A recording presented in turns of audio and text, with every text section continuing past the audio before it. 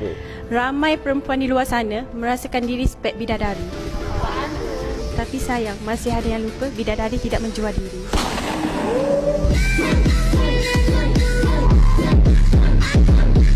Okey. Jadilah wanita yang sederhana. Yang pakaiannya diatur oleh agama, bukan dunia.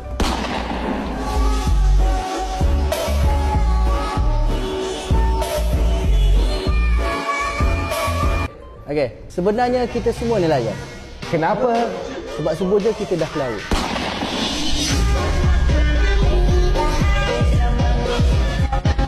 Kalau korang dihina hitam, cakap dekat dia. Cakap apa tu? Kaabah yang hitam menyenangkan, sedangkan kain kafan yang putih menyeramkan.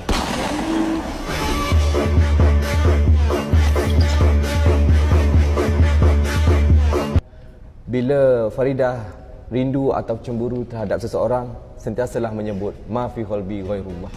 Tiada di hatiku selain Allah.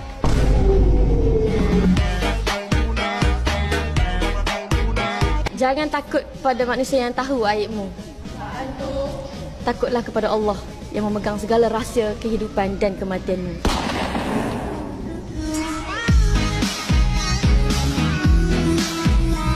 Jika dirimu tidak boleh memulakan dengan surah Al-Fatihah, Lepas tu, maka kau tutupkan dengan surah Yasin.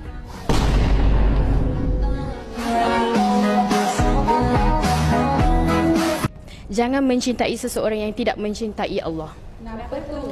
Kalau dia berani meninggalkan Allah, apatah lagi meninggalkan kamu.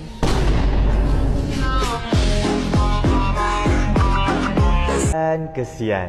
kenapa tu? Tunjuk aurat, acah-acah nak masuk FYP. Tapi sayang, FYP kata pergi, neraka kata mari.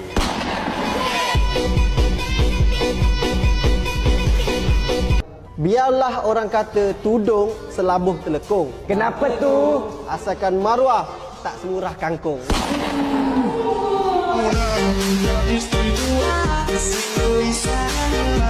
Jika kamu memegang wanita, kamu merasa elit. Benar sekali. Maka Allah pun tahu kalau kamu memegang Al-Quran pun sulit.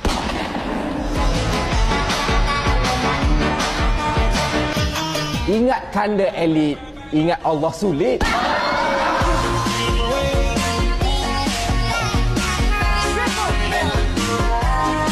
Kenapa kain kafan ditutup penuh? Kenapa?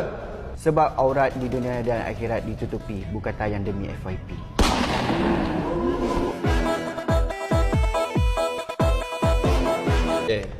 Manusia jahat. Apaan tu?